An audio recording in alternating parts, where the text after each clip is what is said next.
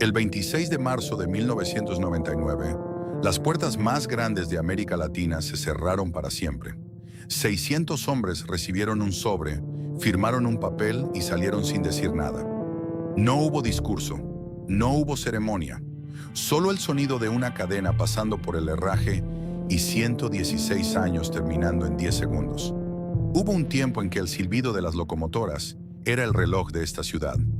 Hubo un tiempo en que más de 7,000 trabajadores entraban cada mañana a este lugar. Fundidores, carpinteros, soldadores, electricistas, ingenieros. Y no solo reparaban trenes, los construían, pieza por pieza, tornillo por tornillo. El 27 de julio de 1913, la primera locomotora fabricada completamente en México rodó desde estos talleres. Los periódicos locales escribieron que era un día de júbilo para todo el gremio obrero. La llamaron con justicia la Universidad de los Ferrocarriles. ¿Qué pasó? ¿Cómo murió el taller más importante de América Latina? ¿Cómo una ciudad construida alrededor de una máquina terminó viendo esa máquina desaparecer? Esta es la historia de Aguascalientes, del acero, de los hombres del riel y del precio que México pagó por olvidarlos. Aguascalientes, 1884.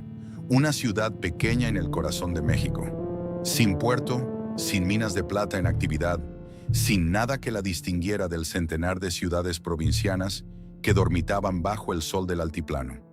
Su economía vivía del campo, huertas de guayaba, haciendas ganaderas, algo de comercio textil. Sus calles eran de tierra y sus ambiciones modestas.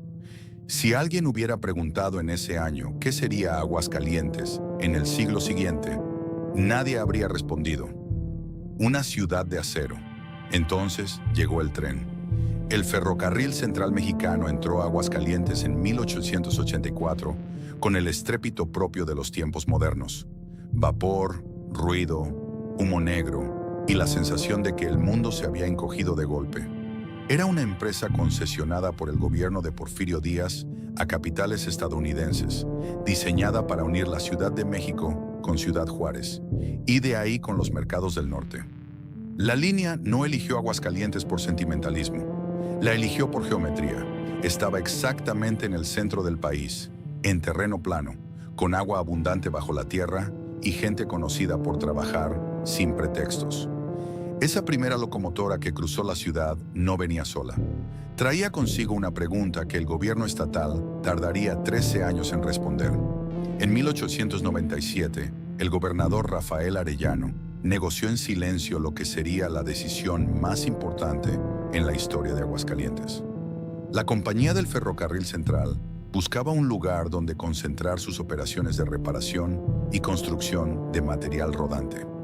Necesitaba espacio, agua, mano de obra y, sobre todo, un gobierno dispuesto a cooperar. Arellano lo entendió antes que nadie. Esto no era una fábrica, era el futuro de su estado. Lo que siguió fue una negociación sin precedentes. El gobierno de Aguascalientes ofreció exenciones fiscales, subsidios directos y el golpe definitivo: 832.592 metros cuadrados de terreno pertenecientes a la antigua hacienda del Ojo Caliente, cedidos sin costo a la compañía ferroviaria. Para dimensionar la magnitud, era una superficie equivalente a más de 100 campos de fútbol entregada gratuitamente a una empresa extranjera. No por ingenuidad, por visión, Arellano apostó a que lo que se instalara ahí valdría más que la tierra misma. No se equivocó. En 1898 comenzaron las obras bajo la dirección del ingeniero jefe Louis Kingman, un estadounidense que trazó los planos con la precisión fría de quien construye para durar, no para impresionar. El diseño era funcional y total. No solo los talleres de producción, sino un ecosistema completo: hospital, parque, escuela, viviendas para ingenieros extranjeros en lo que se llamaría la Colonia Ferronales. Casas construidas al estilo anglosajón, extrañas y llamativas en medio del paisaje hidrocálido. Los trabajos tardaron 5 años. En junio de 1903, algunas fuentes apuntan a junio de 1904 para su apertura formal completa. Los talleres generales de construcción y reparación de máquinas y material rodante del Ferrocarril Central abrieron sus puertas con 1,073 operarios en nómina. Era en ese momento el complejo ferroviario más moderno y mejor equipado de la República Mexicana. Contaba con áreas de fundición, herrería, carpintería, tapicería, mecánica y lo que los trabajadores llamarían con cariño la Casa Redonda. Un edificio circular donde llegaban las locomotoras fatigadas y salían como nuevas, gracias a manos que aprendieron a escuchar el metal antes de tocarlo. La ciudad no tardó en reorganizarse alrededor de ese núcleo de hierro. Donde antes había huertas y terrenos baldíos al oriente de la ciudad, comenzaron a crecer colonias enteras. La colonia gremial ferrocarrilera, la colonia del trabajo, el barrio de la Purísima, conocido también como el barrio de la Estación. No eran barrios elegantes, eran barrios útiles, sólidos, construidos por gente que se despertaba antes del amanecer y volvía con las manos negras de aceite. En cada casa había un hombre que sabía exactamente cuántos tornillos tiene un émbolo y cuánta presión soporta una caldera antes de ceder. Algo cambió también en la forma de vestir, de hablar, de entender el tiempo. La ciudad, que había medido sus horas por las campanas de la catedral, comenzó a medirlas por los turnos del taller. El reloj de la fábrica se convirtió en el reloj de la ciudad, y una generación de hombres que habrían sido campesinos o arrieros se convirtió, casi sin darse cuenta, en algo que México todavía no tenía suficiente: obreros industriales calificados, con oficio propio y orgullo propio. No lo sabían aún, pero estaban construyendo algo más que una fábrica. Estaban construyendo una identidad. Y esa identidad, forjada en el calor de la fundición y el ruido de los martillos, duraría más de un siglo. Sobreviviría a revoluciones, expropiaciones, huelgas y traiciones. Hasta que una firma en un papel, en 1995, comenzara a deshacerla en silencio. Pero eso todavía tardará en llegar. Por ahora, en los primeros años del siglo XX, los talleres huelen a aceite caliente y a futuro. Un taller de ferrocarril no es solo una fábrica. Es un mundo con sus propias leyes, su propio lenguaje y su propia jerarquía, tan precisa y tan rigurosa como la de cualquier gremio medieval. Para entenderlo hay que conocer una palabra que en Aguascalientes se pronunciaba con un respeto particular: la maestranza.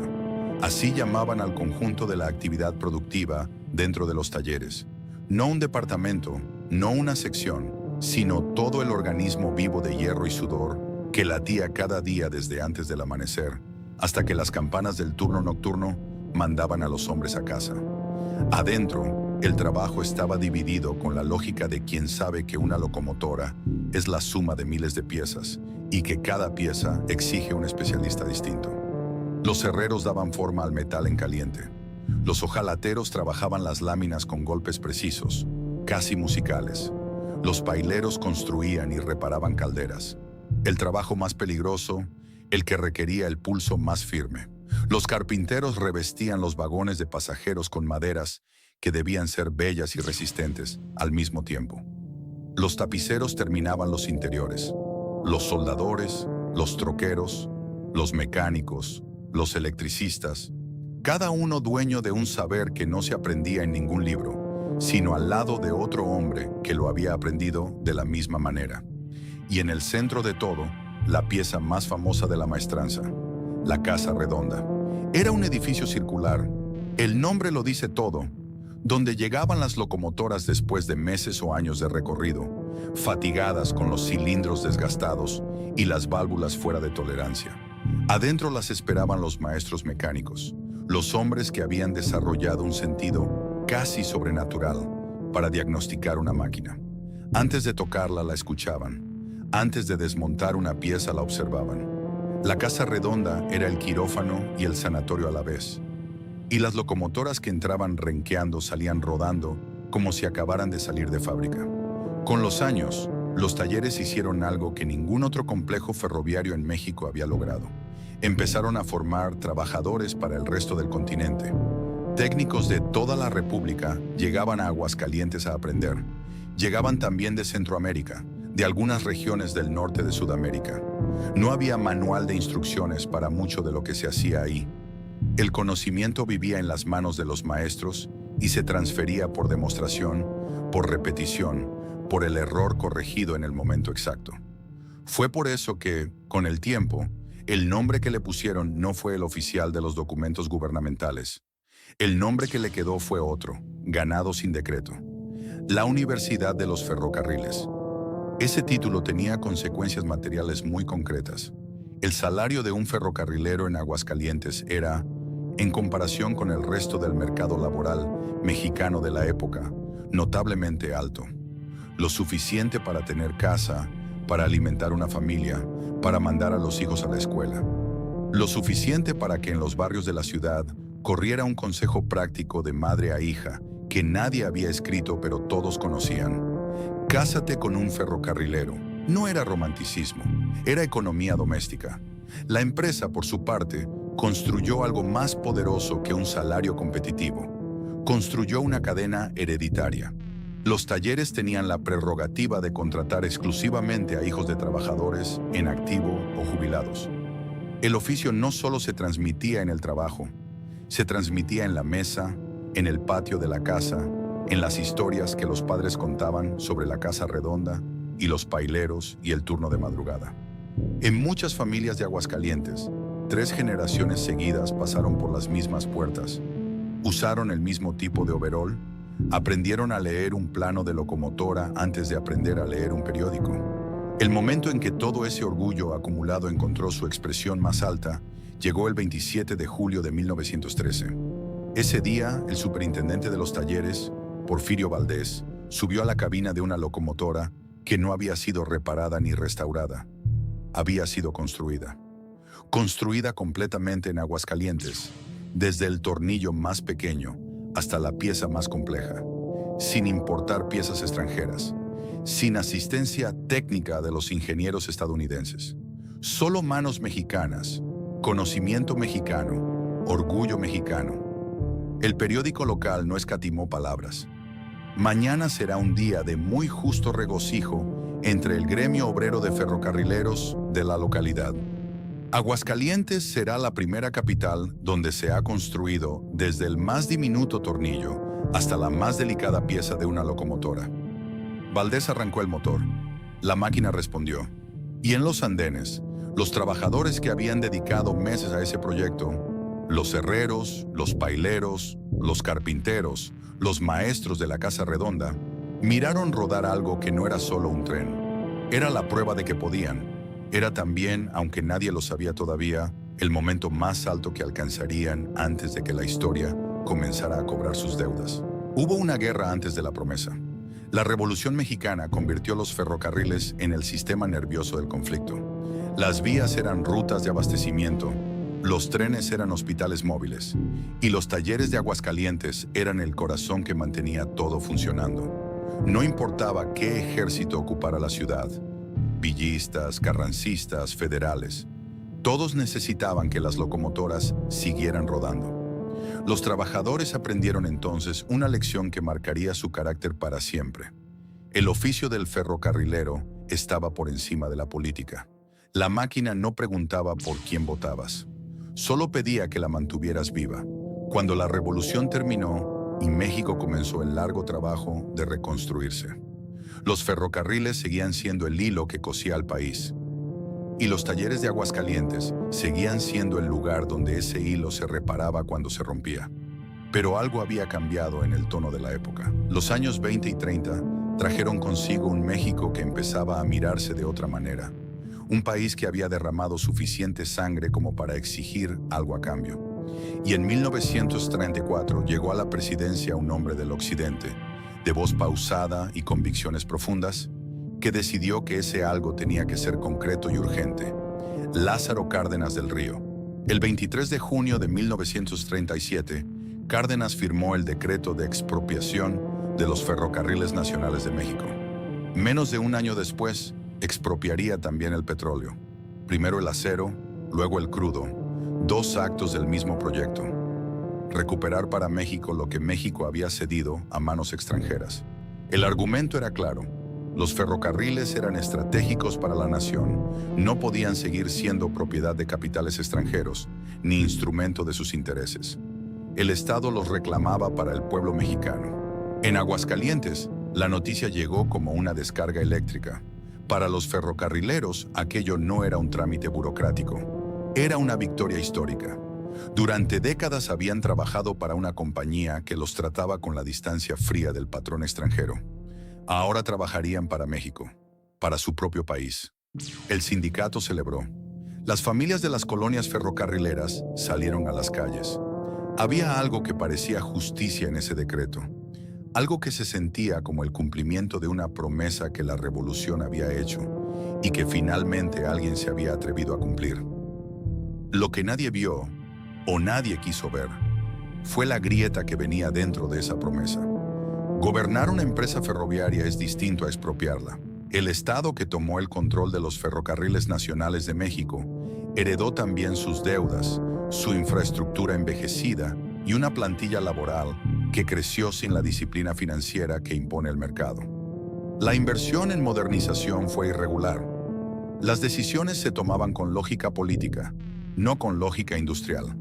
Y el sindicato, que había ganado con la expropiación una influencia sin precedentes, comenzó a ejercerla con una voracidad que con el tiempo se volvería insostenible. Los talleres, sin embargo, siguieron creciendo. En 1947 llegó a Aguascalientes la primera locomotora diésel. Los maestros de la Casa Redonda tuvieron que desaprender una parte de lo que sabían y aprender algo completamente distinto.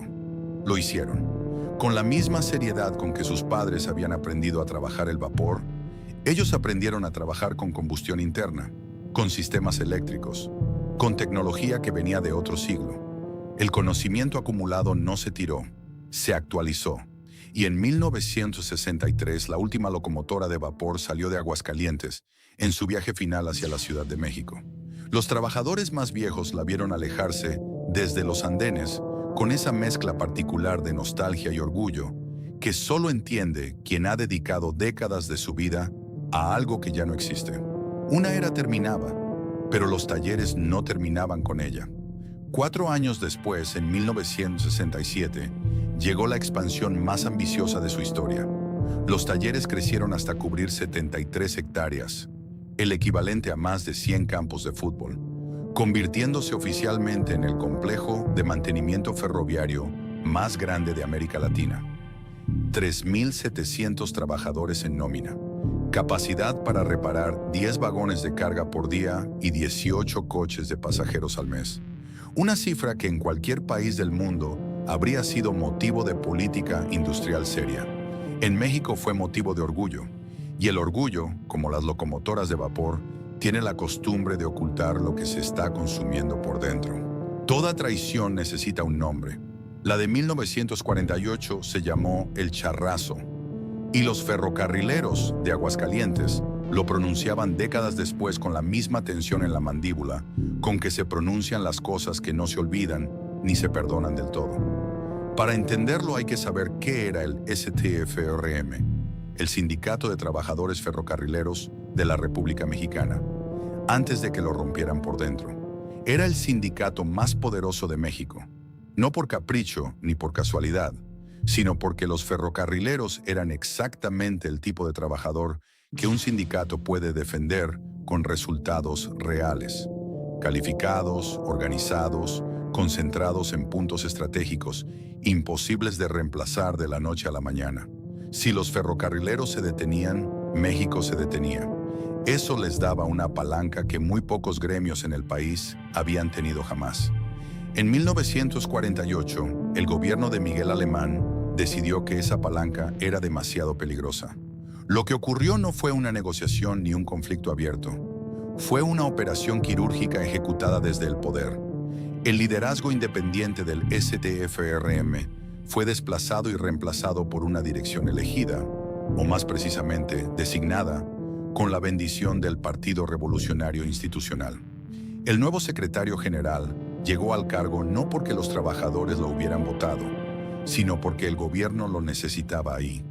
A ese modelo de control sindical impuesto desde arriba, México le puso un nombre que combinaba la ironía con la precisión: charrismo sindical. El término venía de charro, el jinete de traje bordado que domina al caballo con espuelas y riendas. La imagen era exacta. El sindicato charro no representaba a los trabajadores, los montaba. Para los ferrocarrileros de Aguascalientes, el cambio fue inmediato y concreto. Las demandas salariales que antes encontraban eco en la mesa de negociación empezaron a desaparecer en el silencio administrativo. Los representantes sindicales que llegaban a las reuniones con la empresa llegaban con las conclusiones ya acordadas sin consultar a nadie en los talleres. Las quejas por condiciones de trabajo, por turnos abusivos, por la falta de equipo de protección, se acumulaban en escritorios que nadie vaciaba. El resentimiento no estalló, se acumuló, porque los ferrocarrileros aprendieron también, en esos años, que el resentimiento mal administrado le da la razón al patrón, y aprendieron a esperar con una paciencia que no era resignación, era estrategia. Mientras tanto, en un poblado del istmo de Tehuantepec, un hombre que había sido telegrafista desde los 14 años seguía leyendo con la obsesión de quien sabe que el conocimiento es la única herramienta que nadie puede requisar. Demetrio Vallejo Martínez había nacido el 7 de noviembre de 1910 en El Espinal, Oaxaca, hijo de campesinos de origen zapoteca. Su padre murió cuando él era adolescente. No hubo herencia, no hubo contactos, no hubo palancas. Solo hubo libros de economía, de política, de historia del movimiento obrero internacional, y la certeza creciente de que lo que le pasaba a los ferrocarrileros mexicanos no era inevitable. En 1948, Vallejo participó en el primer intento de recuperar la democracia sindical. Fue derrotado. El gobierno aplastó el movimiento con la misma eficiencia con que había aplastado todo lo que amenazara el orden corporativo del PRI. Pero Vallejo no se fue. Se quedó dentro del sindicato, en las secciones locales, trabajando con la paciencia de quien sabe que las condiciones cambian y que cuando cambien hay que estar listo. Pasaron 10 años. Durante esa década, los talleres de Aguascalientes siguieron funcionando hacia afuera con la apariencia de normalidad. Los trenes se reparaban, los trabajadores cobraban, los turnos se cumplían. Pero adentro, en los vestuarios y en las cantinas del barrio de la estación, las conversaciones tenían un tono que no existía antes del charrazo. Un tono bajo, cargado, que no era todavía una llama, sino algo más peligroso que una llama. Una brasa que no se apaga. En 1958, la temperatura en México cambió. La economía se contrajo. Los precios subieron. Y los ferrocarrileros, los mismos hombres que habían construido locomotoras desde cero, que habían formado técnicos para todo el continente, que se habían levantado antes del amanecer durante décadas para mantener el país en movimiento, descubrieron que su salario no alcanzaba para lo mismo que había alcanzado el año anterior. Fue entonces cuando alguien en Veracruz dijo el nombre de Vallejo en voz alta, y esta vez nadie lo mandó callar. En mayo de 1958, desde las secciones ferrocarrileras de Veracruz, llegó una iniciativa que llevaba años esperando el momento correcto. Una comisión por aumento general de salarios.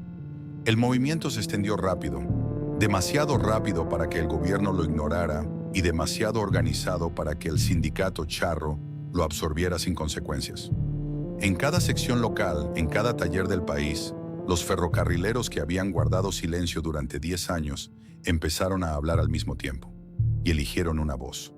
En agosto de 1958, Demetrio Vallejo ganó la elección para secretario general del STFRM con 59.759 votos. Su oponente obtuvo 9. No era un resultado, era un veredicto. Los ferrocarrileros no habían elegido a un líder sindical. Habían elegido a alguien que llevaba una década diciéndoles lo que no querían escuchar y que resultó ser exactamente lo que necesitaban oír, que tenían derecho a exigir que el charrismo no era inevitable y que un sindicato sin democracia no era un sindicato sino una jaula con nombre de sindicato. La respuesta del establishment no se hizo esperar. Apenas confirmada la victoria de Vallejo, comenzó la campaña. Los periódicos afines al gobierno lo llamaron agente del comunismo internacional. Lo llamaron traidor a la patria. En plena Guerra Fría, esa etiqueta no era retórica. Era una acusación con consecuencias penales. El gobierno de Adolfo López Mateos, recién inaugurado en diciembre de 1958, tenía en su Secretaría de Gobernación a un hombre de nombre Gustavo Díaz Ordaz, el mismo que 10 años después ordenaría la masacre de Tlatelolco. Y Díaz Ordaz entendía el conflicto ferrocarrilero no como un problema laboral, sino como una amenaza al orden del Estado. El 1 de septiembre de 1958, la policía ocupó los locales sindicales y detuvo a todos sus ocupantes. Vallejo convocó al paro total. El gobierno envió tropas para proteger a los obreros que querían trabajar. Una frase que en la historia del movimiento obrero mexicano quedó como ejemplo perfecto de la hipocresía institucional. En diciembre, el sindicato presentó formalmente la revisión del contrato colectivo. La empresa rechazó todas las peticiones. El 25 de febrero de 1959 estalló la huelga. En Aguascalientes, los talleres amanecieron en silencio por primera vez en décadas. Las puertas cerradas, los turnos sin cubrir, los maestros mecánicos, los paileros, los carpinteros, los hombres de la casa redonda, todos afuera, en los andenes, con los brazos cruzados y la mandíbula apretada. Las familias de las colonias ferrocarrileras salieron a los portales de sus casas a mirar hacia los talleres como si esperaran que algo se moviera. Nada se movió. Fue el momento más poderoso que habían tenido en su historia, y duró muy poco. En marzo de 1959, el gobierno de López Mateos decidió que la huelga no existía. No fue una metáfora, fue una resolución legal. La Junta Federal de Conciliación y Arbitraje declaró la huelga inexistente, un tecnicismo jurídico que en la práctica significaba que los trabajadores que no volvieran al trabajo de inmediato serían considerados abandonados de su puesto. La empresa procedió en consecuencia. Los despidos comenzaron esa misma tarde. Más de 9,000 ferrocarrileros fueron despedidos en todo el país. En Aguascalientes, hombres que habían pasado 20, 25, 30 años dentro de los talleres recibieron su liquidación y una instrucción de no volver. Sus hijos, muchos de ellos ya trabajando en la misma empresa por la tradición hereditaria que hacía del oficio ferrocarrilero algo casi genético, fueron despedidos junto a sus padres. Las familias de la colonia gremial y del barrio de la Estación, que habían construido su vida entera alrededor de esas puertas de metal, se encontraron de un día para otro sin el centro que las sostenía. Y luego llegaron los arrestos. En la operación represiva que siguió a la declaración de inexistencia, la Procuraduría General de la República detuvo a Vallejo, a Valentín Campa y a otros 3,000 trabajadores en todo el país. La mayoría fueron liberados en los días siguientes. Vallejo no. Fue acusado de disolución social, un delito del Código Penal mexicano tan vago que podía aplicarse a cualquier cosa que el gobierno quisiera callar, y de ataques a las vías generales de comunicación y a la economía nacional. Lo encerraron en Lecumberri. Demetrio Vallejo permaneció en esa prisión casi 12 años, sin juicio justo, sin que las acusaciones en su contra resistieran el análisis legal más elemental. Desde su celda escribió cartas a ferrocarrileros de todo el país, orientándolos en sus demandas. En marzo de 1968 se declaró en huelga de hambre por tiempo indefinido, exigiendo el respeto a la ley y su libertad. Los estudiantes de la UNAM y del Politécnico, los mismos que ese año marcharían hacia Tlatelolco, lo adoptaron como símbolo de lo que el gobierno mexicano era capaz de hacerle a quien se atreviera a disentir con honestidad. Salió libre en 1970. Nunca recibió una disculpa. En Aguascalientes, las consecuencias del 59 no terminaron con los despidos. Terminaron, si es que terminaron, mucho más tarde y de manera mucho más silenciosa. Muchos de los trabajadores despedidos no volvieron a los talleres hasta 1972, 13 años después. Y los que volvieron encontraron un lugar distinto. Los mayordomos tenían instrucciones de hacerles la vida difícil, de asignarles trabajos que no correspondían a su especialidad, de recordarles con cada turno que habían cometido el error de exigir. Los hijos de los despedidos que no pudieron seguir la tradición familiar tuvieron que buscar otro camino en una ciudad que todavía no sabía bien cómo ser otra cosa que ferrocarrilera. La herida del 59 no fue solo laboral, fue una herida en la identidad. porque lo que Vallejo y los ferrocarrileros habían intentado no era derrocar al gobierno, era algo mucho más modesto y mucho más legítimo, que el sindicato perteneciera a los trabajadores, que el hombre que los representaba en la mesa de negociación hubiera sido elegido por ellos y no designado desde Los Pinos, que la expropiación de Cárdenas, con toda su carga de promesas, significara algo más que cambiar el patrón extranjero por un patrón mexicano igualmente dispuesto a usar la fuerza cuando la situación lo requiriera. Por eso la pregunta que quedó flotando en los talleres, en los comedores, en los portales del barrio de la estación, no fue si Vallejo tenía razón o no. Esa pregunta ya nadie la hacía en serio. La pregunta era otra, más incómoda, más difícil de responder. ¿Qué clase de país trata a sus mejores trabajadores como si fueran sus peores enemigos? Nadie respondió, y los talleres siguieron funcionando, más silenciosos, más obedientes, más vacíos por dentro que por fuera, hacia la siguiente década, que traería sus propias formas de destrucción. No todas las muertes llegan de golpe. Algunas llegan como llega el invierno en el altiplano, sin un momento exacto en que el calor termina, sin una frontera clara entre lo que era y lo que dejó de ser. Un día hace frío y uno recuerda que hace semanas que no hace calor, pero no sabe decir cuándo cambió. Así llegó el fin de los talleres de Aguascalientes. No con una explosión, sino con una serie de pequeñas pérdidas que nadie registró por separado, porque cada una, sola, parecía tolerable. La primera fue la más silenciosa. La gente dejó de tomar el tren. Ocurrió de forma gradual durante los años 60 y se aceleró en los 70. Las carreteras federales se extendieron por todo el país. Los autobuses de pasajeros ofrecían rutas más flexibles, horarios más frecuentes y, lo más importante para una familia de clase media en ascenso, la sensación de modernidad que el ferrocarril, con sus retrasos crónicos y sus vagones envejecidos, ya no podía ofrecer.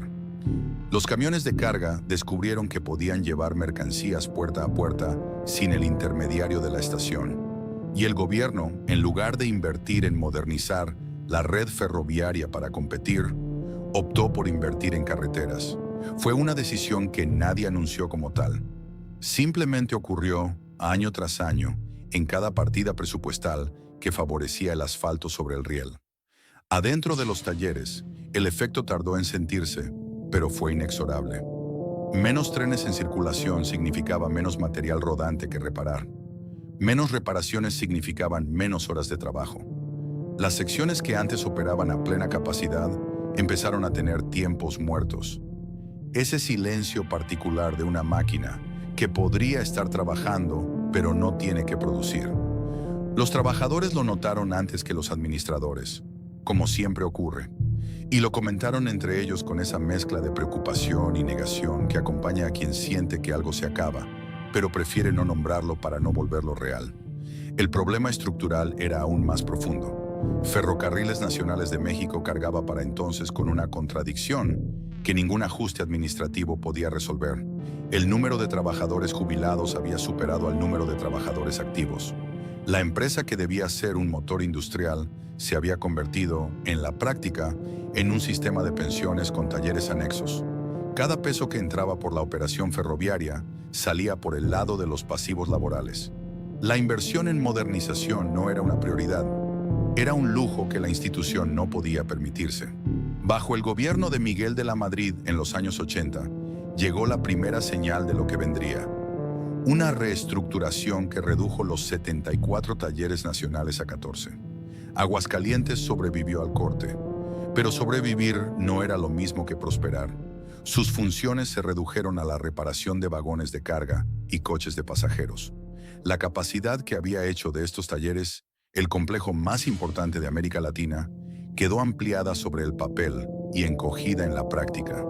Fue en ese contexto cuando, el 16 de marzo de 1984, Demetrio Vallejo fue golpeado por hombres desconocidos frente a las instalaciones ferroviarias, mientras denunciaba públicamente el plan gubernamental de jubilaciones masivas y reajuste de más de 30,000 trabajadores en todo el país. Tenía 74 años. Seguía siendo la voz que el sistema no había podido silenciar del todo. Y el sistema seguía intentándolo. En las colonias ferrocarrileras de Aguascalientes, los hijos y los nietos de los fundadores miraban ese episodio con una sensación que ya conocían demasiado bien. No era sorpresa, era reconocimiento. La misma mano que en 1959 había cerrado el puño sobre sus padres seguía ahí, con distinto nombre y distinto pretexto, pero con idéntica disposición a usar la fuerza contra quien pusiera en palabras lo que todos sabían en silencio. Lo que nadie supo leer con claridad en ese momento, o quizás lo leyeron y prefirieron no decirlo, era que la reestructuración de la Madrid no era el final del proceso, era el ensayo. La obra principal estaba por venir, y esperaría con paciencia de contador a que una crisis económica le diera la coartada perfecta. En diciembre de 1994, el peso mexicano colapsó. Lo llamaron el error de diciembre, una frase que intentaba hacer sonar como descuido, lo que fue el resultado de años de política económica construida sobre deuda, simulación y la certeza de que el modelo aguantaría un poco más. No aguantó. En pocas semanas, el peso perdió más de la mitad de su valor. Las reservas del Banco de México se evaporaron. El presidente recién inaugurado, Ernesto Zedillo, heredó una crisis que no había creado del todo, pero que tendría que resolver completamente. Y eligió resolverla de la manera que los organismos financieros internacionales llevaban años sugiriendo, con la insistencia amable de quien sabe que tarde o temprano le darán la razón. El 2 de marzo de 1995, el Congreso aprobó la modificación al artículo 28 constitucional. Los ferrocarriles dejaron de ser estratégicos para convertirse en prioritarios, una distinción que en el lenguaje jurídico mexicano significaba una sola cosa: ya podían privatizarse. 3 meses después, el Diario Oficial de la Federación publicó la ley reglamentaria del servicio ferroviario. El mecanismo estaba listo. Solo faltaban los compradores. No tardaron en aparecer. En diciembre de 1996, el Ferrocarril del Noreste fue concesionado a la Transportación Ferroviaria Mexicana, sociedad de la mexicana TMM con la estadounidense Kansas City Southern Industries, por $1.400 millones. En junio de 1997, el Ferrocarril Pacífico Norte fue entregado al Grupo Ferroviario Mexicano, formado por Grupo México, Ingenieros Civiles Asociados y la norteamericana Union Pacific, en una concesión de 50 años que el gobierno presentó como modernización y los trabajadores vivieron como traición. Entre 1996 y 1998, el gobierno de Zedillo recibió en total $1.800 millones por la red ferroviaria que Cárdenas había expropiado en nombre del pueblo mexicano 60 años antes. El saldo humano fue de otro orden. De 81.248 trabajadores que tenía Ferrocarriles Nacionales en 1988, el sistema privatizado operaría con 7.092 personas. En una década, más de 74.000 empleos ferroviarios desaparecieron de México. No en una crisis, no en una guerra, en una serie de firmas, concesiones y liquidaciones ejecutadas con la frialdad técnica de quien reorganiza una hoja de cálculo. En Aguascalientes, la resistencia fue real pero breve. Los ferrocarrileros bloquearon vías, marcharon, levantaron mantas. El sindicato, el mismo STDFRM que en 1959 había sido convertido en instrumento del Estado, ofreció esta vez una defensa tibia, negociada desde arriba, que terminó en un acuerdo que nadie en los talleres había pedido. Las protestas duraron semanas. El resultado no cambió, y entonces llegó el 26 de marzo de 1999. Esa mañana, los últimos 600 trabajadores de los talleres de Aguascalientes entraron por última vez. No lo sabían todos con la misma certeza. Algunos todavía guardaban la esperanza de que algo cambiara, de que llegara una llamada, un decreto, cualquier cosa que detuviera lo que ya era imparable. Pero la mayoría lo sabía. Se veía en la manera en que algunos hombres pasaron la mano sobre las superficies de las máquinas antes de alejarse, en la manera en que otros se quedaron parados en la puerta de la Casa Redonda, mirando hacia adentro más tiempo del necesario. En el silencio particular de ese turno, no el silencio del descanso, sino el silencio de lo que no tiene caso decir, porque ya está dicho. Uno por uno firmaron los papeles. Uno por uno recibieron el sobre con la liquidación calculada conforme a la ley. No faltaba un peso, no sobraba uno. Uno por uno salieron por la puerta que sus abuelos habían cruzado por primera vez en 1903 con la emoción de quien entra algo que va a durar para siempre. La cadena cruzó el herraje a las puertas. El candado cerró. Aguascalientes escuchó ese sonido. O quizás no lo escuchó, porque era demasiado pequeño para la magnitud de lo que significaba. Y siguió su tarde como todas las tardes. El tráfico en la avenida Ferrocarril no se detuvo. Los negocios del centro no cerraron por duelo. La ciudad que había nacido alrededor de esos talleres continuó girando sin ellos, como sigue girando la Tierra alrededor de una estrella que ya se apagó, pero cuya luz tarda años en dejar de verse. En diciembre de 1999, Zedillo envió al Senado la iniciativa para disolver y liquidar formalmente Ferrocarriles Nacionales de México. El 4 de junio de 2001, el decreto fue publicado en el Diario Oficial. La empresa que Cárdenas había construido como promesa de soberanía dejó de existir como persona jurídica. Ese mismo año, al término de su mandato, Ernesto Zedillo fue nombrado consejero del Consejo de Administración de Union Pacific, uno de los principales accionistas del grupo ferroviario mexicano, al que su gobierno había entregado las vías del Pacífico Norte. Nadie fue procesado. Nadie pidió disculpas. Y los 600 hombres que salieron por esa puerta en marzo de 1999 comenzaron a buscar, cada uno por su cuenta, la manera de ser algo distinto a lo único que habían sabido ser en su vida. Cuando una fábrica muere, no muere toda de golpe. Mueren primero las máquinas, apagadas, oxidadas, desmanteladas o vendidas por partes a quien ofrezca algo por el metal.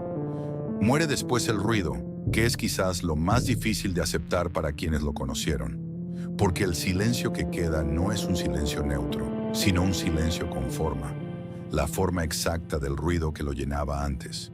Y muere por último la memoria, que es la más resistente de las tres y la única que puede sobrevivir indefinidamente si hay alguien dispuesto a sostenerla. En Aguascalientes, algunas cosas no murieron. En 1999, cuando los talleres fueron cedidos al gobierno del estado mediante una donación onerosa, las autoridades recibieron un territorio de proporciones difíciles de administrar. 73 hectáreas de infraestructura industrial en el corazón de una ciudad que había crecido a su alrededor durante casi un siglo. La pregunta no era solo qué hacer con los edificios, era qué hacer con lo que esos edificios significaban para la gente que había vivido su vida entera en su sombra. La respuesta tardó años en tomar forma. Lo que surgió finalmente se llamó FICO 13, el Fideicomiso Tres Centurias, un proyecto de regeneración urbana construido sobre las ruinas y los vestigios del complejo ferroviario más importante que México había tenido. El nombre elegía mirar hacia adelante con 3 siglos de historia a la espalda. Dentro del perímetro que antes olía a aceite y metal caliente, nacieron áreas verdes, museos, galerías, la Universidad de las Artes, la Biblioteca Pública Centenario Bicentenario, oficinas gubernamentales, espacios deportivos, comercios de emprendimiento local. Era un proyecto serio, bien intencionado y visualmente convincente. Era también, inevitablemente, otra cosa. Los ferrocarrileros mayores que cruzaron esas instalaciones renovadas en los años siguientes, los que todavía caminaban con la espalda recta de quien cargó metal toda su vida, reconocieron los contornos de los edificios antes que los edificios mismos. Reconocieron la proporción de las naves industriales debajo de la pintura nueva. Reconocieron la casa redonda. Ahí seguía, convertida en espacio cultural, sus muros de ladrillo rojo resistiendo el tiempo con la misma terquedad de las cosas construidas para durar. Y se detuvieron frente a ella con una expresión que no era exactamente nostalgia, porque la nostalgia supone distancia, y ellos nunca se habían ido del todo. El barrio de la estación conservó algo que ninguna renovación urbana puede fabricar: la escala humana de un barrio que creció sin planificadores, casa por casa, familia por familia, alrededor de un centro de gravedad que ya no existe. Las calles siguen teniendo los nombres que les pusieron cuando los ferrocarrileros eran mayoría. Algunos edificios de la colonia Ferronales, las casas que construyeron los ingenieros estadounidenses a principios del siglo XX, extrañas y resistentes como ellos. Siguen en pie, habitadas por gente que en muchos casos no sabe quiénes las construyeron ni por qué tienen esa forma que no corresponde a ninguna otra arquitectura de la ciudad. La memoria, en Aguascalientes, vive sobre todo en las familias. En casi todas las casas del barrio hay una fotografía guardada en algún cajón o colgada en alguna pared. Un hombre con overol, con las manos oscuras de grasa, parado frente a una locomotora o en la puerta de un taller que ya no existe. En muchos casos, hay dos fotografías iguales con décadas de diferencia. El abuelo en los años 40, el padre en los 70, con la misma postura y el mismo tipo de ropa porque el oficio no cambiaba, aunque el mundo cambiara a su alrededor. Esas fotografías no son nostalgia, son documentos. Son la evidencia de que durante más de un siglo, Aguascalientes supo hacer algo que muy pocos lugares en México supieron hacer. Construir conocimiento industrial de generación en generación, acumularlo, perfeccionarlo, transferirlo sin necesidad de universidades ni decretos gubernamentales. Solo con la disciplina silenciosa de quien entiende que un oficio bien hecho es la forma más concreta de dignidad que existe. Ese conocimiento no está en ningún museo de Fico 13. No tiene vitrina ni cédula explicativa. Vive en los hombres viejos que todavía pueden escuchar un motor y saber qué tiene antes de abrirlo. En los que recuerdan el nombre de cada sección de la maestranza y la función exacta de cada herramienta que usaron durante 30 años. En los que, cuando pasan frente a la casa redonda convertida en galería de arte, no ven las exposiciones en las paredes, ven lo que había antes. México tiene una relación extraña con sus industrias muertas. Las convierte en patrimonio. Les pone letreros, las fotografía, las incluye en rutas turísticas. Y en ese proceso de museificación hace algo que parece homenaje, pero que en realidad es otra cosa. Las declara terminadas, cerradas, archivadas, como si el hecho de recordarlas bien eximiera de la obligación de entender por qué desaparecieron. Los talleres de Aguascalientes merecen algo más que eso. Merecen la pregunta incómoda, la que no tiene respuesta fácil ni bando correcto, la que obliga a mirar el siglo completo, desde el gobernador Arellano cediendo la tierra en 1897 hasta Zedillo firmando la liquidación en 2001, y preguntarse no solo qué se perdió, sino por qué se perdió y si era inevitable que se perdiera. Comencemos por los números, porque los números no mienten aunque incomoden. En su momento de mayor esplendor, estos talleres empleaban a más de 7,000 personas en una ciudad que no llegaba a los 100,000 habitantes. Reparaban el material rodante de toda la red ferroviaria nacional. Formaban técnicos para México y para Centroamérica. Construyeron la primera locomotora completamente mexicana en 1913. Una hazaña que ningún otro taller en el país repitió. En 1967 alcanzaron las 73 hectáreas de extensión y se convirtieron oficialmente en el complejo ferroviario más grande de América Latina. 32 años después cerraron con 600 trabajadores y sin que nadie en el gobierno federal asistiera al cierre. Esa distancia, entre el 1967 y el 1999, entre las 7,000 personas y las 600, entre el complejo más grande del continente y el candado en la puerta, no se explica con una sola causa. Se explica con una cadena de decisiones que se tomaron en distintos escritorios, en distintas décadas, por personas que en muchos casos nunca se conocieron entre sí, pero que compartían una misma certeza, que había algo más urgente que el ferrocarril.